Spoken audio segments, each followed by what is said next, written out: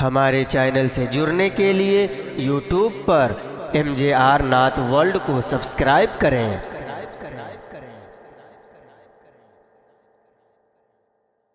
अल्लाह का करम है मुसलमानों आप पर, हम पर, कि हम लोग मुसलमान हैं, सुन्नी हैं, बरेलवी हैं।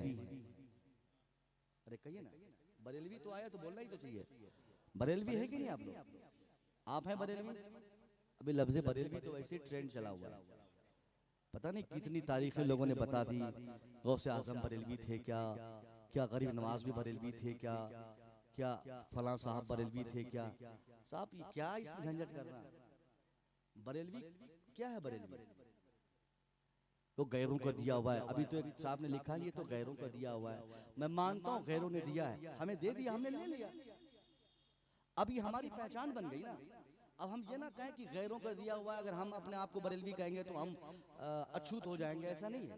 ये वही लोग बोलते हैं जिनको, जो अपने आप को डिस्टर्ब समझते हैं मसले के आला हज़रत में, वही अपने को बरेलवी कहना कहिए ना, समझ रहे हैं? जिसमें भी कहीं से चोरी से कुछ है छुपा हुआ, उनको खुद को बरेलवी कहने में हेजिटेशन महसूस होती है। हमें गैरों ने समझा दिया कि आप बरेलवी हो, हमने नहीं कहा कि हम बरेलवी हैं। गैरों ने, दुश्मनों ने हमारे अमल को देखा, हमारे काम को देखा। उन्होंने देखा कि ये अल्लाह वाला है, रसूल वाला है, मोहब्बत रसूल की बातें करता है, औलिया और सालिहीन से मोहब्बत करता है, सहाबा की अजमतों की बातें करता है, हज़रत मौला अली की मोहब्बतें इसमें है। जब सारे आमाल देखा तो गैरों ने कह दिया कि ये बरेलवी है। क्यों कहा? क्योंकि बरेली वाले को हमने फॉलो किया था, बरेली के ताजदार को हमने माना था, बरेली के ताजदार को हमने माना था, उनको फॉलो किया था। अब उनको फॉलो करने की बुनियाद पर लोगों ने हमें बरेलवी कह दिया, तो इसमें कबाहत क्या? हमने इसे अडॉप्ट कर लिया, हमने ले लिया, इसमें कोई बुरी चीज नहीं है। अब जब हमने ले लिया तो बरेलवी कहलाना ये हमारी पहचान बन गई साहब, ये हमारी पहचान है। सुन्नी होना कह देना काफी नहीं है। ये इस्लामिक आवाज MJR नाथ वर्ल्ड की जानिब से समाअत कर रहे हैं। सब बोलते हम इंसान हैं, काफिर भी इंसान, जालिम भी इंसान, मुसलमान भी इंसान। इंसान होने में दोनों बराबर हैं, काफिर मुस्लिम दोनों बराबर हैं, दोनों इंसान हैं। लेकिन अल्लाह का करम देखिए, अल्लाह ने हमें काफिरों के घर में नहीं, मुसलमानों के घर में पैदा फरमाया। अब वो काफिर इंसान से हम मुमताज हो गए कि नहीं? हम उनसे अलग हो गए। अब मुसलमानों में भी कैटेगरीज आ गई, कहीं सुन्नी के नाम, सुन्नियत के नाम पे, कहीं वहाबियत के नाम पे, कहीं कादियानियत के नाम पे, कहीं किसी और नाम पे, बहुत सारे तफरीके इसमें डिफरेंसेस पाए गए। तो हर जगह अलग अलग हिसाब से लोगों ने माना। आज की तारीख में अगर हम गौर करते हैं, जिसे सबसे बेस्ट मुसलमान कहा जाता है हर एंगल से, मौला अली की मोहब्बत की बात की जाए तो उसमें हो, सिद्दीक़ अकबर की वफा की बात की जाए तो उसमें हो, फारूक आजम से मोहब्बत की बात की जाए तो उसमें हो, गौसे आजम से उल्फत की बात की जाए तो उसमें हो, हर तरह से औलिया और सालिहीन की मोहब्बत उनमें हो, तो वो सिर्फ एक जमात दिखाई देती, वो जमात अहले सुन्नत की जमात है, सुन्नियों की जमात है। अब सुन्नियों में भी आज की तारीख में हमारी समझ से बहुत सारे डिपार्टमेंट पैदा होने लगे। लोगों ने अपनी अपनी जमातें बना ली। सुन्नी कहलाने वाले, अपने को हनफी कहने वाले, इमाम आजम के मसलक को मानने वालों ने अपना रास्ता बदला, अपना मसलक बदला, अपना तरीका बदला, अपना किरदार बदला, जीने खाने का अंदाज बदला, हर तरह से उन्हें पढ़ने लिखने का अंदाज बदला, समाज बदला, मदरसा बदला, मस्जिद बदला, हर तरह की सूरतें उन्होंने बदली, कपड़ा बदला, पोशाक बदला, हर तरह की तफरीक आ गई। सुन्नियों में जब ये तफरीक आ गई तो अब हम कैसे कह सकते हैं अपने आप को सिंगल सुन्नी? कैसे कह सकते? सिर्फ सुन्नी कहलाने का हकदार हम तो हैं, मगर हमारे अलावा भी तो कोई और है। उनसे हमको बचना है ना, उनसे हमको अलग करना है। तो उनसे अलग करने के लिए सिर्फ सुन्नी कह देना काफी नहीं है। सुन्नी एंड बरेलवी, ताकि पता चले कि ये सुन्नी है, वो सुन्नी नहीं जिसका ताल्लुक कहता है कि इलाहाबाद से है, वो सुन्नी नहीं जिसका ताल्लुक कहता है कि देवबंद से है, वो सुन्नी नहीं जो कहता है मेरा ताल्लुक लखनऊ से है, बल्कि ये वो सुन्नी है जिसका ताल्लुक न तो इलाहाबाद से है, न तो देवबंद से है, न तो साहब लखनऊ से है। इनका ताल्लुक सिर्फ बरेली से है, बरेली वालों से। नारे तकबीर, नारे रिसालत, मसलके आला हजरत, फैजाने आला हजरत, बस्ती बस्ती करिया करिया, फैजाने सरकारे सुरकाही, सरजमीने गनीपुर बेजा। इसलिए फख्र से कहा जाए कोई समझौता नहीं, कोई समझौता नहीं। हम सुन्नी भी हैं मगर सिर्फ सुन्नी नहीं है। अगर कोई सिर्फ सुन्नी कहता है समझिए 50% सुन्नी 50% मिलावट है। समझिए 50% वो अहले सुन्नत का मानने वाला और 50% इनके अंदर कोई चीज कोई गलाजत फंसी हुई है। इसलिए सिर्फ अपने को सुन्नी कहता। मैं आपको बताऊं साहब, उस वक्त वो लोग कोई तारीख नहीं बता पाते जिस वक्त सुन्नी खाली सुन्नी थे, मगर सुन्नियों की जमात में एक जमात ऐसी भी आई जिस जमात के मौलवियों ने मुस्तफा करीम के ताल्लुक से यह लिख दिया कि वो मरकर मिट्टी में मिल गए, नौज़बिल्ला। वो सुन्नी जमात वहां पर मौजूद थी, उनके बाप दादा मौजूद थे, मगर उसकी बगावत में उन्होंने कलम नहीं उठाया। उस वक्त जब अल्लाह झूठ बोल सकता है का अकीदा रखने वाले इसी भारतवर्ष में पैदा हुए, उसने किताब लिखी, दुनिया को बता दिया कि ऐसा माहौल क्रिएट हो गया। उसने बताया कि मज़ारात पे जाना शिर्क है, मगर ये सारे सुन्नी कहलाने वाले इनके बाप दादाओं के मज़ारात थे, मगर इन लोगों ने खामोशी से उनकी बातें सुन ली, जवाब नहीं दिया। जवाब आज से 125 साल पहले इसी हिंदुस्तान की सरजमीन पर किसी जगह से हम सुन्नियों के लिए आया, वो सिर्फ बरेली की सरजमीन है। बरेली से जवाब आया, बरेली ने जवाब दिया और ऐसा जवाब हथियार की शक्ल में बरेली शरीफ से हमें दिया गया जो सुन्नी इस्तेमाल करते शौक से। इसलिए जब हथियार बरेली का इस्तेमाल करते तो लक़ब और खिताब भी बरेली का इस्तेमाल होगा। किताबें बरेली की इस्तेमाल होती है तो अल्फाज और खिताब भी बरेली के इस्तेमाल होंगे। आप बोलते हम सुन्नी हैं, हम आला हजरत को नहीं मानते, मगर उनके पास भी फतवे की किताब आप तलाश करें तो आज की तारीख में जिनको बरेली से नफरत है उनकी अलमारी में भी फतवाए रज़विया मौजूद है, जो कहता है कि साहब हम आला हजरत को सही दिल से समझते नहीं, आला हजरत ने ये किया वो किया, मानना जरूरी है क्या, ईमान का हिस्सा है क्या, आला हजरत को नहीं मानेंगे तो क्या मुसलमान नहीं रहेंगे क्या। इस तरह की गलाजत भरी बातें करते। किस सुन्नी ने कहा कि आला हजरत को मानना मुसलमान बनने के लिए जरूरी है? कोई सुन्नी नहीं कहते, मगर यह मोहब्बत की बात है, यह अकीदत की बात है, यह चाहत की बात है, यह उल्फत की बात है। जिस शख्सियत ने हमारे ईमान और अकीदे की हिफाजत के लिए पूरी जिंदगी कुर्बान कर दिया, तो हमने भी अपना अकीदा बना लिया कि वो आला हजरत का नाम हमारे ईमान और अकीदे से नारे तकबीर, नारे रिसालत, मसलके आला हजरत, मसलके आला हजरत, उलमाए अहले सुन्नत, नारे तकबीर, नारे रिसालत, पेशवाए अहले सुन्नत वल जमात बन गए। आलमे इस्लाम की वो एक जरूरत बन गए। यूं नवाजा अपनी रहमत से मेरे सरकार ने।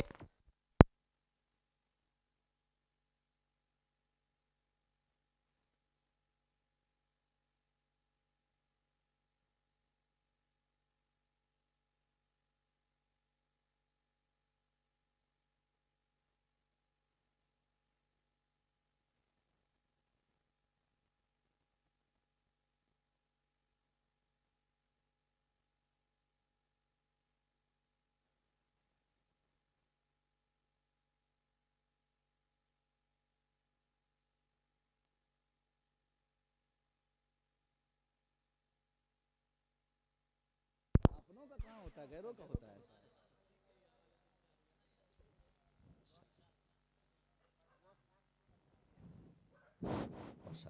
ठीक ठीक ठीक बात समझ में आई आप लोग को? आला हजरत हमारी पहचान है, आला हजरत हमारी जान है, आला हजरत हमारी अलामत है। आला हजरत को निकाल दीजिए। आज की तारीख पे सुन्नी को कहता हूँ, सुन्नी को जो सिर्फ अपने को सुन्नी कहते हैं, उनसे कहता हूं कि आप आला हजरत को निकाल दें, साइड कर दें और फिर अपने को बताएं कि आप क्या हैं, फिर अपने को देखें कि आप क्या हैं, फिर अपने को महसूस करें कि आपके पास क्या है, फिर अपनी तिजोरी खंगालें कि आपकी तिजोरी में क्या है, फिर अपनी लाइब्रेरी देखें कि लाइब्रेरी में क्या है, फिर कुतुब खाने तलाशें कुतुब खाने में क्या है, फिर मदरसों में देखें कि मदरसे में क्या है। और एक आला हजरत रख लेने का नतीजा ये निकलता है, इतनी बरकतें आती हैं कि आदमी आला हजरत का नाम लेता है और सामने वाला समझ लेता कि ये आला हजरत वाला है, गोया ये फतवा रज़विया वाला है, ये आला हजरत वाला है, ये मुफ्ती आज़म हिंद वाला है, ये आला हजरत वाला है, ये सच्चा सुन्नी सही अकीदा मुसलमान है। इसलिए अब हम डंके की चोट पर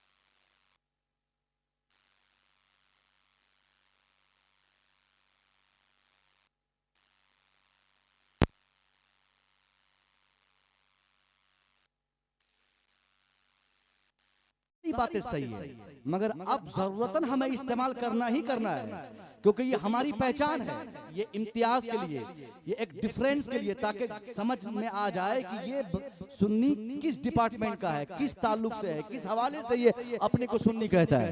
तो जब आदमी अपने को बरेलवी कहता है, इसका मतलब बरेलवी कहने वाला ये नहीं कि बरेलवी कहने वाला केचोचा वाला नहीं हो सकता, नहीं, बरेलवी कहने वाला केचोचा की भी इज्जत करता है, उसकी भी मोहब्बत उनके दिल में है, बिदाइयों की भी मोहब्बत उनके दिल में है। हम आला हजरत वाले हैं, गोया हम मखदूम समना वाले हैं, हम आला हजरत वाले हैं, गोया हम महारारा वाले भी हैं, हम आला हजरत वाले हैं, हम गरीब नवाज वाले भी हैं, हम आला हजरत वाले हैं, हम गौस पाक के भी मानने वाले हैं। आला हजरत का मानने वाला हर खानका को, जो सुन्नी सही अकीदा, जो हमारी जमात की खानकाएं हैं, जो वहाँ के पीरान है, वहाँ के मशाइख हैं, हर एक की इज्जत करने वाले हैं। इसलिए तो हम कहते हैं कि हम आला हजरत वाले हैं, क्योंकि आला हजरत वाला एक टाइम पे जो अपने को आला हजरत वाला कहता है वही मखदूम समना वाला है। मैं नहीं मानता ऐसा किसी आला हजरत कहने वाले को जो अपने को आला हजरत वाला कहे और उनके दिल में मखदूम समना की बगावत हो, वो आला हजरत वाला नहीं हो सकता। आला हजरत को मानने वाला अगर वो अजमेर के बादशाह के बारे में, गरीब नवाज के बारे में अगर वो कुछ गलत बोलता है या ख्याल करता है, तो खुदा की कसम वो आला हजरत वाला नहीं हो सकता, वो मसल के आला हजरत वाला नहीं हो सकता। आला हजरत वाला, मसल के आला हजरत वाला अगर उनके दिल में हुब्बे अली नहीं होगी, मोहब्बत अली नहीं होगी, तो मैं समझता हूँ कि आला हजरत वाला नहीं, वो मसल के आला हजरत वाला नहीं। एक ही नारा मसल के आला हजरत का कितनी बीमारियों से हमको बचा देता है। आला हजरत की बात करने से कितने टेंशन से हम मुक्त हो जाते हैं। आज की तारीख में आला हजरत का नारा कादियानी नहीं लगा सकता, आला हजरत का नारा वहाबी नहीं लगा सकता, आला हजरत का नारा देवबंदी नहीं लगा सकता, आला हजरत का नारा गैर सुन्नी नहीं लगा सकता। सिर्फ आला हजरत के नारे से खवारिज भी खारिज हो जाते, नासबी भी खारिज हो जाते, कादियानी भी खारिज हो जाते, वहाबी भी खारिज हो जाते, देवबंदी भी खारिज हो जाते। सिर्फ आला हजरत की आप बात करते हैं तो आप नासबी नहीं हो सकते, आप खारजी नहीं हो सकते, आप कादियानी नहीं हो सकते, आप वहाबी नहीं हो सकते, आप देवबंदी नहीं हो सकते। तो क्यों ना आसानी की राह हमवार की जाए कि चुपचाप मसल के आला हजरत को मानते हुए नासबियत से बच जाया जाए, खारजियत से बच जाया जाए, वहाबियत से बच जाया जाए और तमाम औलिया और सालिहीन की मोहब्बत, सिद्दीक की मोहब्बत पैदा हो जाए, अली की मोहब्बत पैदा हो जाए, असहाब की मोहब्बत पैदा हो जाए। फिर उसी जमात को आज की तारीख में उलमा के मुताले के बाद उलमा ने जो कहा है कि आप उस जमात को इम्तियाज के लिए सुन्नी सही अकीदा जमात नहीं, अहले सुन्नत वल जमात नहीं, बल्कि उस जमात को मसल के आला हजरत। हम थे सिर्फ सुन्नी थे कब? जब वहाबी नहीं था तब हम सिर्फ सुन्नी थे, जब कादियानी नहीं था सिर्फ हम सुन्नी थे, जब हम सुन्नी तब थे जब देवबंदी नहीं था, जब देवबंदी आ गया तो अब सिर्फ हम सुन्नी नहीं रहे, अब हम हनफी नहीं रहे, अब हम हनफी मसलक नहीं रहे। अगर मसलकी एतबार से देवबंदियों के मुकाबले में हमारे मसलक की जांच की जाएगी, अल्लाह की कसम हम अपने ईमान और अकीदे की मुहाफजत के लिए अपने को हनफी मसलक बाद में कहेंगे। आज की तारीख में देवबंदियों की तुलना में हम अपने को मसलक के आला हजरत वाला कहेंगे, ताकि इससे स्पष्ट हो जाए कि हम आला हजरत वाले हैं, गोया हम ही सच्चे पक्के वफादार हनफी मसलक वाले। माशाअल्लाह माशाअल्लाह, नारे तकबीर, नारे रिसालत, मसलके आला हजरत, फैजाने सरकारे सुरकाही, सरजमीने गनीपुर बेझा, फैजाने औलिया कॉन्फ्रेंस। अगर कोई अपने को मसलक के आला हजरत वाला कहता है तो इसका मतलब ये नहीं कि वो इमाम आजम के मसलक का मुनकिर है, नहीं। सही मार्ग और सही पैटर्न पर मसलके इमाम अहमद, मसलके इमाम आजम को मानने वाले ही को मसलक के आला हजरत कहा जाता है। कही ना सुभान अल्लाह। ये अकीदे की बात थी, क्लियर हो गया। अब अकीदा कैसे क्लियर होगा साहब? मैं आज से एक हफ्ता पहले आया था इधर ही, इसी जिले में। मेरा आना जरूरी था, मेरे साथ मेरे भाई शहबाज नूरी साहब भी थे। उस जलसे में सुलह कुल्लियत के ऊपर जबरदस्त किसी का खिताब हुआ। सुलह कुल्लियत के हक में नौजवानों को समझाया गया ये ज़मीन अल्लाह की है। जब अल्लाह अपनी ज़मीन पर अपने दुश्मनों को चलने देता है तो आप क्यों उसके लिए बोझ बनते हैं? सब जी रहा है, सबको अल्लाह खिला रहा है, सबको सूरज की रोशनी मिल रही है, चांद की चांदनी का फ़ायदा सब उठा रहे हैं, तो फिर आप क्यों तफरीक पैदा करते? ये कितना गलत कॉन्सेप्ट देकर अपने को बड़ा आलिम समझने वाला इंसान देकर चला गया। अब जो लड़के कॉलेज से रिलेटेड हैं उनकी बातों पे कहेंगे वाह क्या खिताब हुआ, ये इक्वलिटी है, ये इस्लाम की खूबसूरती है, ये कह के चला गया। इस्लाम की खूबसूरती इसमें नहीं कि हम सबको मिला दें, इस्लाम की खूबसूरती इसमें नहीं कि हम सुलह कुल्लियत को फरोग दे दें। सुलह कुल्ली किसको बोलते हैं आपको मालूम है? कितने लोगों को मालूम है सुलह कुल्लियत?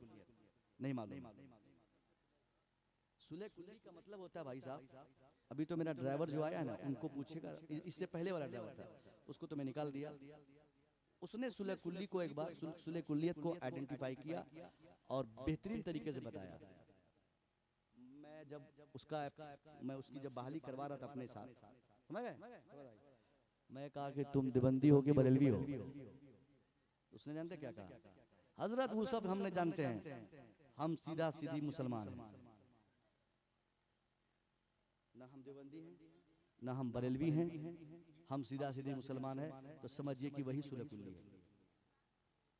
अब समझ लीजिए, अब कोई कहता हम नहीं गैर मुस्लिम है ना मुस्लिम, हम इंसान है, तो चला गया ईमान में, गोया उसने ईमान का इनकार कर दिया। अगर इसमें मैं ना वहाबी हूँ ना मैं सुन्नी हूँ, मैं मुसलमान हूँ, अकीदा खराब हो गया। इसी को अकीदे की खराबी बोलते हैं, इसी को सुलह कुल्लियत बोलते हैं, यानी हर चीज को जायज समझ लेना।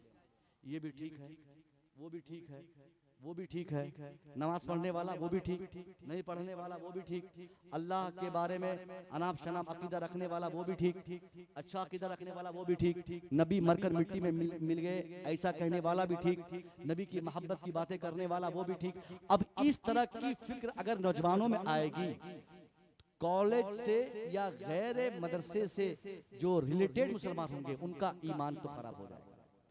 और 80% आज की तारीख में जो सुलह कुल्लियत बढ़ रही है, इसके बढ़ने की वजह कि हमारे इस स्टेज से उनको रोकने के लिए सही मार्ग नहीं दिखाया गया, या तो हमने झगड़ा कर लिया स्टेज पे आके। अक्सर 75% तो हमारे जलसों का इस्तेमाल झगड़ों के लिए हो रहा है, उसके खिलाफ बोल देना, उसके खिलाफ बोल देना, उसके खिलाफ बोल देना। और ये हमारे कैमरा वाले भाई साहब, MS फ्रेश मीडिया वाले भैया, मुख्तार भाई साहब, ये लोग देखते रहते, भाई साहब भी देखते रहते कि कुछ मिल जाए हजरत से, फिर तो एक अच्छा थंबनेल बनेगा, उसके बाद उस थंबनेल में चिपकाया जाएगा, उसके बाद कहा जाएगा कि फलाने साहब ने उसको ये कर दिया, फलाने साहब ने उसको ये कह दिया। बस इसी काम के लिए हमारा जलसा इस्तेमाल होता है। आज का जलसा ऐसा मुस्तमल नहीं होगा, आज के जलसे का इस्तेमाल इस काम के लिए नहीं होगा। मैं आपसे बताता हूँ नौजवानों से, ईमान मजबूत रखिए, अल्लाह के सिवा कोई हमारा खालिक नहीं। अल्लाह ने पैदा किया। इबादत का हक सिर्फ अल्लाह को है, सजदे का हक सिर्फ अल्लाह को है, इबादत का हकदार सिर्फ अल्लाह है। अल्लाह के ताल्लुक से ये अकीदा रखना ईमान वालों के लिए जरूरी है। हमारी पेशानी अल्लाह की, हमारा दिल मुस्तफ़ा की बारगाह में झुके, हमारी पेशानी रब की बारगाह में झुके। हमें अल्लाह ने पैदा किया, रिस्क हमें अल्लाह देता है, अल्लाह हमारा मालिक है, अल्लाह हमारा खालिक है। ये अकीदा आप अपने दिमाग में बिठा लें। उसके बाद मोहब्बत रसूल के तनाजुर में जो आज सुन्नी गैर सुन्नी की बातें होती, ये चीज समझना जरूरी है कि आज की तारीख में हमको मसले के आला हजरत वाला बन के रहना है। अब एक आपको बताऊं, आला हजरत ने 100 से ज्यादा उलूम व फनून पर आपने काम किया। 100 से ज्यादा जानकारी कितने उलूम की थी? कोई कहते 53, किसी ने कहा 70, किसी ने 100 से ज्यादा बताया। इसका मतलब है कि अभी तक किसी ने डिटरमाइंड नहीं किया, किसी ने गिन के नहीं बताया कि आला हजरत के इतने उलूम पर जानकारी थी, इतने उलूम के आप माहिर थे। आप फलसफा जानते थे, 1 नंबर के फलसफी थे। आप मंतिक भी जानते थे, 1 नंबर के मंतिकी थे। आपको साइंसी उलूम में भी महारत थी, 1 नंबर के साइंटिस्ट उस जमाने के। आपके किताबों को पढ़ के हम कह सकते हैं कि आप उस जमाने के साइंटिस्ट थे। आप मुहद्दिस भी थे, आप मुफक्किर भी थे, आप मुफस्सिर भी थे, आप शायर भी थे। मगर फिर भी आज जिस नाम से आला हज़रत को जाना जाता है, कोई ये नहीं कहता मुहद्दिस इमाम अहमद रजा, कोई ये नहीं कहता मुफ्ती इमाम अहमद रजा, कोई ये नहीं कहता शायर इमाम अहमद रजा, कोई ये नहीं कहता मंतिकी इमाम अहमद रजा, कोई नहीं कहता फलसफी इमाम अहमद रजा, कोई नहीं कहता कोई ये नहीं कहता कि मंतिकी इमाम अहमद रजा। यानी आपके उलूम व फनून के हवाले से आपका प्रचार या आपका तारुफ नहीं किया जाता। मुसव्विर तकरीर करता, ये लोग बोलेंगे मुकर्रिर जो मुसव्विर है उसी की बात कर रहे हैं। यानी हमारे पेशे से हमारा नाम होता है, हमारे काम से हमारी तशहीर होती है, हमारे काम और किरदार से लोग हमको पहचानते हैं कि वो काम करते हैं, वो काम करते हैं। आला हजरत के पास ये सारे उलूम थे। दुनिया ने ये नहीं कहा मुहद्दिस इमाम अहमद रजा, दुनिया ने ये नहीं कहा शायर इमाम अहमद रजा, दुनिया ने ये नहीं कहा मुफस्सिर इमाम अहमद रजा। हाँ, किसी एक नाम से इमाम अहमद रजा को दुनिया भर में जाना गया, या किसी एक नाम से आपका तारुफ दुनिया ने पेश किया। वो नाम कोई फन नहीं, वो नाम कोई किताब नहीं, वो नाम कोई चैप्टर नहीं, वो नाम अगर कोई नाम किसी वजह से दिया गया, वो सिर्फ मोहब्बत रसूल का मैदान था, वो इश्क़ रसूल का मैदान था। वफादार रसूल बनकर आला हज़रत ने फलसफा पे काम किया, मोहब्बत रसूल से सरसार होकर आपने शायरी की। इसलिए तमाम उलूम व फनून के मैदान को दुनिया भूल कर आला हज़रत का तारुफ पेश करते हुए आशिकों का इमाम कह के दुनिया ने तारुफ पेश किया। इसको मोहब्बत को हम लोग बोलते हैं ना, आला हज़रत क्यों बोलते हैं? यानी मोहब्बत की बात, मोहब्बत रसूल की अगर बात होती है तो आला हज़रत का नाम आपके जमाने में सरे फेरिश्त रहता है, सरे फेरिश्त। इसलिए जिस मोहब्बत रसूल में आप जिए, उसी मोहब्बत रसूल के पैगामात आपने अपने मानने वालों को दिए। अब हमारा हक है कि हम उसी मोहब्बत रसूल में सरसार होकर अपनी जिंदगी को तमाम करें। ये हमारे लिए सबसे बेहतरीन कामयाबी की राह होगी। ये 2 पॉइंट मैंने बताए, ईमान और अकीदा। अब तीसरी कामयाबी की जो सीढ़ी है हमारे लिए, वो तीसरी कामयाबी की सीढ़ी वो अमली एतबार से, दुनियावी एतबार से भी जरूरी है। आज की तारीख में ईमान और अकीदे की खराबी यह हमारी नाकामी की एक वजह थी, और हमारी नाकामी की दूसरी वजह क्या है? हमारे बच्चों में जिहालत। एक तो बदतमीजी थी ही, बदअकीदगी थी ही, ईमान की कमजोरी थी ही। ईमान अगर आपका मजबूत हो गया, अब आप आखिरत के लिए अच्छे हो गए। ईमान मजबूत हो गया, अब आपको आखिरत में भलाई मिलेगी। आपने अकीदे दुरुस्त कर लिए, आप इसके सारे बेनिफिट्स मरने के बाद आपको मिलेंगे। मगर इस दुनिया में जहां आप पैदा हुए हैं, जहां आपको इस दुनिया को भी आपको जन्नत बनाना है, इस दुनिया को भी आपको रंगीन करना है, इस दुनिया में भी आपको खुशहाली मिले। अगर आप ये चाहते हैं कि दुनिया की भी सारी बहारें आपको नसीब हो, तो ईमान और अकीदे की हिफाजत के बाद दूसरा सबसे बड़ा काम ये करना है कि आपको अपनी औलाद को जहालत से दूर कर देना है, इस समाज को जहालत से दूर कर देना है। आपको इस माहौल में इल्म के फरोग पे काम करना है, यहाँ पे एजुकेशन लाना है, यहाँ पे फरोग तालीम के लिए काम करना है। साल भर में जितने पैसे जहाँ खर्च होते हैं वो तो होके रहेंगे, मगर सबसे ज्यादा पैसे अगर आपको किसी मैदान में खर्च करना है तो वो मैदान सिर्फ तालीम का मैदान हो, वो मैदान सिर्फ एजुकेशन का मैदान हो। आप अगर तालीम पे खर्च करने के लिए अपने आप को आगे बढ़ा देंगे। मैं कसम खा के कह सकता हूँ, जिसका बच्चा पढ़ा लिखा रहेगा वो बच्चा अपने इल्म की बुनियाद पे अपना ईमान भी कंट्रोल में रखेगा, अपना अकीदा भी बचाएगा और अपनी दुनिया को भी आबाद करेगा, अपनी आखिरत भी बना देगा। इल्म क्यों जरूरी है? इल्म क्यों जरूरी है? इल्म कोई कहता है कि नौकरी के लिए। अगर आप में से कोई तैयारी किए हो, एग्जाम दिए हो और फेल हो गए हो, नौकरी नहीं मिली हो, तो आपसे मैं कहता हूँ बच्चा सुनो, पढ़ने का मकसद नौकरी पाना नहीं होता। सिर्फ 2% लोगों को नौकरी मिली इंडिया में, सिर्फ 2%। तो 98% लोग इसको मतलब नाकाम है। नहीं, नौकरी का मतलब पैसा कमाना नहीं, ये इल्म का मतलब पैसा कमाना नहीं, तालीम का मतलब मकान बनाना नहीं, तालीम का मतलब जॉब पाना नहीं। तालीम इसलिए भी हमारे लिए जरूरी है ताकि इससे हमारा ईमान बचे, इससे हमारा अकीदा बचे, इससे हमारी दुनिया भी आबाद हो, इससे हमारी आखिरत भी आबाद हो, इससे हमारी नमाज दुरुस्त हो, इससे हम अल्लाह को पहचान सके, इससे मुस्तफ़ा की तारीख पढ़ सके, इससे मुस्तफ़ा के बायोग्राफी का अध्ययन कर सके, इससे औलिया और सालिहीन की बात जान सके, उनकी जिंदगी पढ़ सके। इसीलिए हम कहते हैं कि तालीम न सिर्फ दुनिया बनाने के लिए बल्कि तालीम आखिरत बनाने के लिए भी जरूरी है, तालीम दुनिया बनाने के लिए भी जरूरी है। और इसी तालीम पे आज की तारीख में सबसे कम काम करने वाले पूरी दुनिया में अगर कोई कौम है तो वो कौम मुस्लिम है। यहाँ जितने बच्चे हैं, अब बेटा क्या पढ़ते हो? पढ़ते हो तो क्या पढ़ते हो? उसमें हिफ्ज़ कर रहे हो नाजरा, तो क्या करना है? इरादा क्या है? क्या बनना चाहते हो आप अपनी लाइफ में? हाफिज बनना। उसके बाद मस्जिद तरावी काम खत्म। ये ना होगा। हाँ, लेकिन बनाना है प्रोग्राम।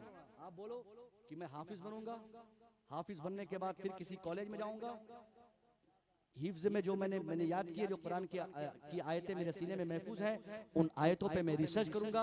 फिर टीवी चैनल पे बैठकर कुरान की हक्कानियत के खिलाफ अगर कोई आवाज उठाएगा, उसके सामने बैठकर उनकी आंखों में आंखें डालकर कुरान की आयतें पढ़ कर कुरान से मैं साबित करता रहूंगा कि पूरी दुनिया में किसी किताब ने अगर इंसानियत का रास्ता दिखाया है तो कोई और किताब नहीं, वो सिर्फ कुरान है। लोगों ने क्या सुन लिया? कुरान में साइंस है, आपने सुना है? सुना है? कुरान में फिजिक्स है, सुना है? कुरान में हिस्ट्री है, सुना है? लोग बोलते हैं, हमारे उलमा बताते हैं कि कुरान में इकोनॉमी है, कुरान में साइंस भी है, कुरान में तारीख भी है, कुरान में साहब जोलॉजी भी है, कुरान में बोटनी भी है, कुरान में मैथमेटिक्स भी है। एक हाफिजी को बुला दिया जाए, 1000 हाफिजी को बुला दिया जाए और उनसे कहा जाए कि कम से कम 2 आयत पढ़िए आप, 2 आयत, और पढ़ के बताइए कि कौन सी आयत से मैथमेटिक्स निकल रही है। हमारा ईमान है कि है कुरान में, हमारा अकीदा है कि कुरान में साइंस है, कुरान में फिजिक्स है, कुरान में बायोलॉजी है, कुरान में जोलॉजी है, कुरान में बॉटनी है, कुरान में तमाम उलूम व फनून है। मगर हम सिवाय इसके अल्हम्दुलिल्लाह से नास तक तरावी में पढ़ाने के हमने कुछ नहीं सीखा कुरान से। इसके अलावा हमारा शौक ही नहीं, हमारा दिमाग ही वहां तक नहीं जाता कि कुरान का मकसद तरावी पढ़ाना नहीं है। बहुत सारे बच्चे हाफिज बन जाते, किसी के बच्चे अगर आप में से बनते हो तो सुन लीजिए, आपका बेटा हाफिज बन जाए तो ये आपने बड़ा काम नहीं किया। हाफिज गैर भी बन रहे हैं। आपके बच्चों से ज्यादा कुरान को हिफ्ज करने की होड़ अमेरिका और यूरोप में है। वहां के काफिर इस्लाम दुश्मन, कुरान दुश्मन भी कुरान को हिफ्ज किए हुए हैं। कुरान का हक ये नहीं कि उसको हिफ्ज कर लिया जाए, कुरान का हक ये है कि उसको हिफ्ज भी किया जाए, उसे सीनों में महफूज भी किया जाए, उस पर अमल भी किया जाए और उसके मजाज को दुनिया को बताया भी जाए। ये कुरान का हक है। कुरान, पूरे कुरान को याद करना जरूरी नहीं है, मगर पूरे कुरान पर अमल करना जरूरी है। समझ रहे हैं? कुरान की हक़ानियत को दुनिया में बताना, और कौन बताएगा? वही हाफिजी से ये उम्मीद की जा सकती है ना, आलिमों से ये उम्मीद की जा सकती है। इसलिए हम अपना मजाज बदल दें, हम हिफ्ज करें तरावी के लिए नहीं, आलिम बने जलसा के लिए नहीं, मौलाना बने नमाज अजान के लिए नहीं। नमाज अजान तो हम करेंगे ही, ये हमारा काम है, ये हम नहीं करेंगे तो कौन करेगा? मगर इसके अलावा भी दुनिया को बहुत सारी उम्मीदें हमसे वाबस्ता है। हम खुलकर मैदान में आ जाए, हम अपनी बात दुनिया को बताएं, हम दुनिया को समझा दें। औरतों की इज्जत की बात आज हो रही है, औरतों की इज्जत की बातें होती है। लोग बोलते हैं कि इस्लाम ने औरतों के हुकूक पायमाल किए, मगर खुदा की कसम इस्लाम ने ही औरतों के हुकूक दिलाए।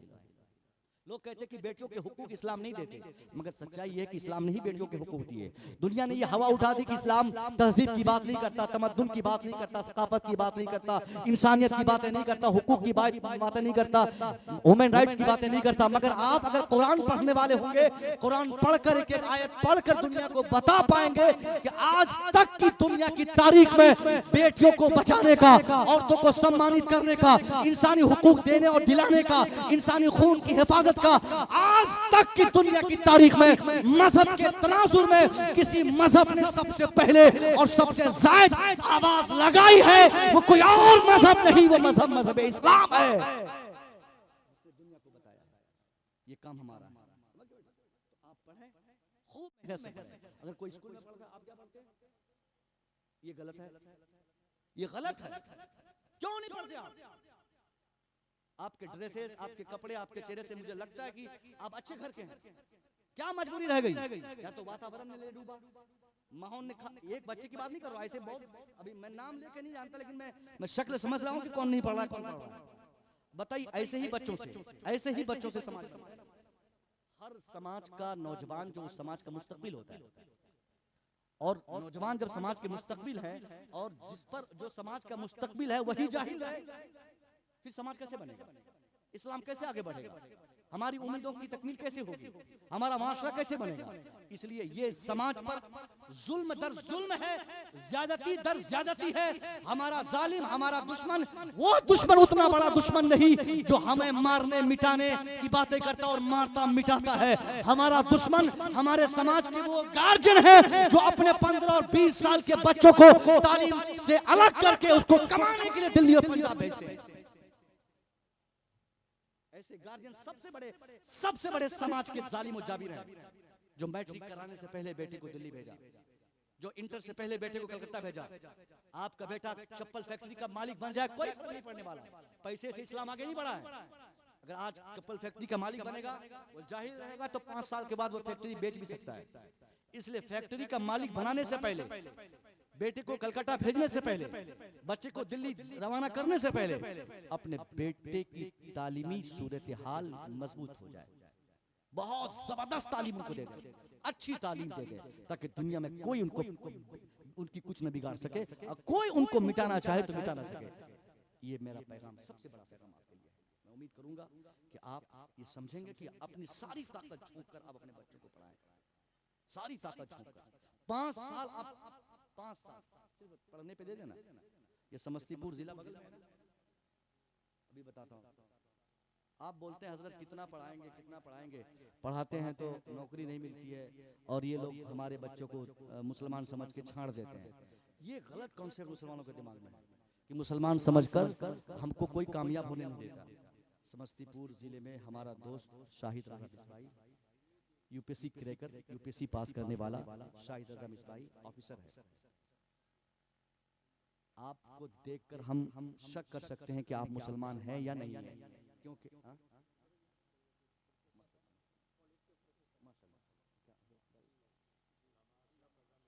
अच्छा अशरफ मिसबाई साहब माशाल्लाह प्रोफेसर साहब हैं माशाल्लाह। तो खैर ये प्रोफेसर साहब, हम +2 के टीचर, हम भी हैं, अभी फिलहाल गए हैं, समझ गए। कुछ क्यों बोलते क्यों नहीं आप? मतलब हम अपनी बात नहीं करते, मगर शाहिद रजा की बात इसलिए हम कर रहे हैं कि आपका ज़हन साफ हो। आपने एक दिमाग में बिठा लिया कि हमारा बेटा पढ़ेगा तो कामयाब नहीं होगा। ये गलत कॉन्सेप्ट है। इल्म एक ऐसी ताकत है जिस ताकत के सामने दुनिया की सारी ताकत फौत हो जाती है। इल्म के आगे कोई ताकत नहीं, कलम के आगे किसी चीज की ताकत काम नहीं आती। शाहिद रजा मिसबाही ऐसे वक्त में यूपीएससी का एग्जाम क्रैक किए थे जिस वक्त हिंदुस्तान आजाद हुआ था। अब आप कहिएगा कि नई तारीख मैंने सुनी है। हिंदुस्तान आजाद कब हुआ? 2014 में। 14, 15, 16, 17 आजादी के 3 साल के बाद 17 में यूपी भी आजाद हुआ था। उसी 17 में शाहिद भाई फॉर्म भरे यूपीएससी के एग्जाम का। 47 बोलने में क्या गलती है? क्यों बोलेंगे 47? हमको 17 बोलने वाले कहे गुनाह थोड़ी है। हम 17 बोले, 15 बोले, कोई बोले अभी आजाद हुआ, हम अभी बोल देंगे। शरीक बात तो है नहीं, जो बोलवाए वो बोलिए। बोले 14, हाँ भाई 14 में आजाद हुआ हिंदुस्तान, चलो ठीक है मान गए। 14, 15, 16, 17, 3 साल के बाद 17 में एग्जाम दिए, 18 में रिजल्ट आया। शाहिद रजा का जब रिजल्ट आया, उस फहरिस्त बनाई गई जहां मोहन का नाम, जहां सोहन का नाम, जहां गीता का नाम, जहां सीता का नाम, जहां रमेश का नाम, जहां गणेश का नाम, जिस रिजल्ट की फहरिस्त में लिखा था, उसी फहरिस्त में नुमाया तौर पर 5 वक्त नमाज पढ़ने वाला, बरकाती टोपी लगाने वाला, एक मुश्त दाढ़ी रखने वाला आलिम दीन शाहिद रजा मिसबाही का भी नाम शामिल था। यह बात बता दिया शाहिद रजा ने, जो पढ़ेगा वो आगे बढ़ेगा, जो पढ़ेगा उसको तरक्की मिलेगी, जो पढ़ेगा वो एग्जाम क्रैक करेगा। आप भी ईमानदारी से पढ़िए, अपने बच्चों को पढ़ाइए। दुनिया के किसी हाकिम की कुर्सी में वो ताकत नहीं जो आपके बच्चों की मेहनत करने के बाद किसी कंपटीशन में वो बैठे और वो हाकिम आपके बच्चों के नॉलेज को दबा दे, उसके इल्म की ताकत को दबा दे, उसको कमजोर कर दे। नहीं, जो पढ़ेगा वो आगे बढ़ेगा, हुकूमत चाहे जालिम की हो या जाबिर की हो। शाहिद रजा मिसबाही एक मुश्त दाढ़ी रखा हुआ है, यूट्यूब में देख लीजिएगा आप सर्च करके। आपके बच्चों को देखकर रोड पर हम शक कर सकते हैं कि मुसलमान है कि नहीं है, मगर शाहिद रजा मिसबाही सिर्फ नाम महसूस होता ही पता चलता है कितना बड़ा मुसलमान है। एक होता है ना कि नाम से डाउट होता है, नाम से भी डाउट होता है। गुड्डू, चुन्नू, पप्पू, ये सब नाम है ना हमारे बच्चों के। हमारे ड्राइवर साहब सो गए, उनका भी नाम यही है, समझ गए। उन्होंने कहा नाम बदलो यार तुम। बोला अब क्या बदलें, 4 बच्चे हो गए, अब क्या बदलें। आधार कार्ड में चला गया PAPU, यही सब। हमारे बच्चों के नाम तो नाम से शक होता है, मगर शाहिद रजा का ओरिजिनल नाम शाहिद रजा मिसबाही। आप नाम भी और चेहरे देखिए माशाल्लाह, बरकाती टोपी लगा के ऑफिस में बैठते हैं। इसलिए आप ये सब भरम में मत रहिए कि आपके बच्चों को कामयाबी नहीं मिलेगी। आपका काम सिर्फ तवज्जो देना तालीम पर, सिर्फ पढ़ाई पे फोकस करना। अगर आपने तालीम पे फोकस किया, बच्चों को पढ़ाया ईमानदारी से, जमीन बेच के, मकान बेच के, खेत बेच के, जेवरात बेच के सारी ताकत झोंक दी, कुछ भी नहीं रहेगा आपके पास। तो क्या हुआ? 5-10 साल के बाद अगर जमीन मकान बेच के भी आपने बच्चों को पढ़ाया है, आपको मौत आएगी, आप मर जाएंगे, मगर अपनी कब्रों से आप मुलाहाजा करेंगे कि जिस बच्चे के लिए आपने सब कुछ दांव पे लगाया था, वही बेटा पढ़ लिख कर झोपड़पट्टी में रह के ऐसी तरक्की किया कि उसी झोपड़पट्टी के सामने एक शानदार महल तामीर किया। दुआ है मौला तबारक ताला बोलने में मुझसे, सुनने में आप सामीन से जो खता हुई हो अल्लाह इसे दरगुजर फरमाए। इंशाअल्लाह अब हमारे ताजुद्दीन भाई हैं, अजमत भाई हैं, शहबाज भाई हैं,